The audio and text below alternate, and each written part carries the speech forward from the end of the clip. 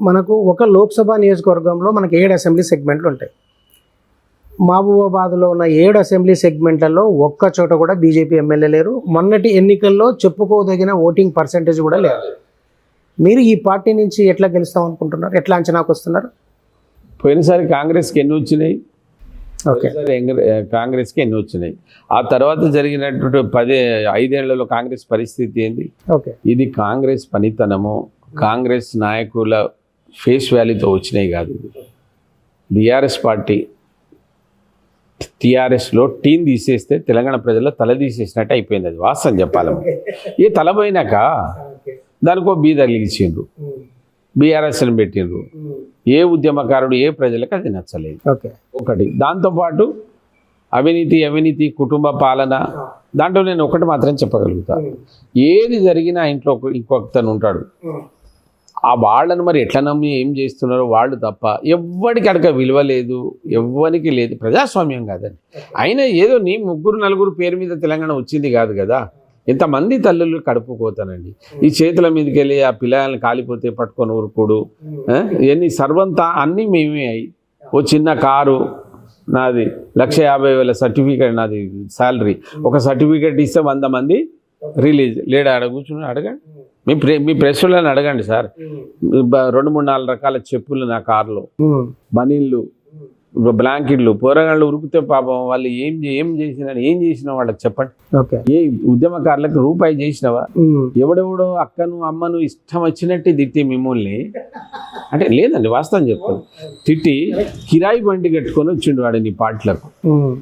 మిమ్మల్ని తరిమినోళ్ళు, మమ్మల్ని కొట్టినోళ్ళు, మా మీద పెట్టినోళ్ళు అందరి కిరాయి గాళ్ళని తీసుకొస్తేవి.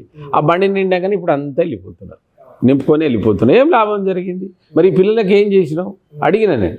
రాయనిగూడెంలో 3 అమ్మాయిలు. ఈ అమ్మ ఆ రోజు నా చెప్పు చూపెడితే దేశాలన్నీ ఇదైనాయి. 3 రాసిస్తే 1 రూపాయి ఇవ్వకపోతే ఏమైంది? వాళ్ళకు 10 లక్షలు ఇస్తే ఎవడెవడో దరిద్రుడు వస్తే కోట్ల రూపాయలు తీసి అలా బదనామీ అవుతున్నారు కదా. అదే మీరు ఉంటే ఇంకా 20 ఏళ్ళు ఈ రాష్ట్రంలో ఎవరికి అవకాశం ఉండేదే కాదు. అంత ప్రజలను నమ్ముకొని ఉన్నటువంటి ప్రజలను మోసం చేసిండ్రు, దగా చేసిండ్రు.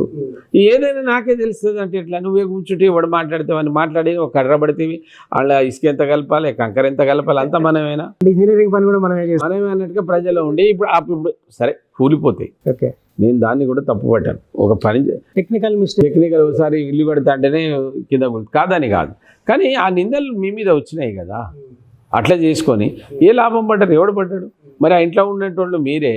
అదే కుటుంబ పాలన కదా. ఏం చేసినా మీరే కదా. నాకు 1 రూపాయి సాయం చేసినవారు ప్రమాణం చేసి చెప్పు. మనం వాళ్ళ పిల్లల మీద ప్రమాణం 5 ఏళ్ళు ఎంపీగా ఉన్నా 1 రూపాయి సంపాదించిన అవకాశం ఇచ్చిందా?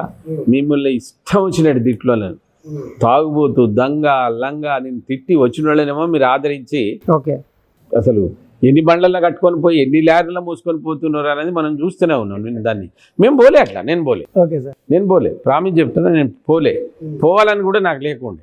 కానీ ఇంత ద్రోహం చేసి నా ఆత్మని చంపి నా ఇంట్లో నా పిల్లలు, నాకు కూడా ఆశయం ఉంటుంది కదా. సర్వీస్ ఎందుకు చేయకూడదు? నేను చెప్పిన లిస్టు మీ మీద పోతే నమ్ముతారా మీరు? ఒక 20-25 పనులు బీఆర్ఎస్ పార్టీలో ఉండి, టీఆర్ఎస్ పార్టీలో ఉండి బీజేపీ ప్రభుత్వం దగ్గర మోడీ గారిని అక్కడ మంత్రులను మెప్పించి నచ్చజెప్పి ఒప్పించుకొని సాధించినవి చెప్తే అసలు మీరు అందుకోసమే చాలామంది అడిగినారు, మీరు ఎట్లా సార్ అక్కడ ఏం లేదు పోతారంటే నేను పోడు కదా. మోడీ గారు ఒకటి, ఆ తర్వాత నేను చేసిన పనులు ఉన్నాయి. నా ప్రోగ్రెస్ రిపోర్ట్ చూసి నాకు ఓటేసి గెలిపిస్తే సంతోషం. లేదు నాకంటే ఎక్కువ చేస్తే వాళ్ళకేయండి.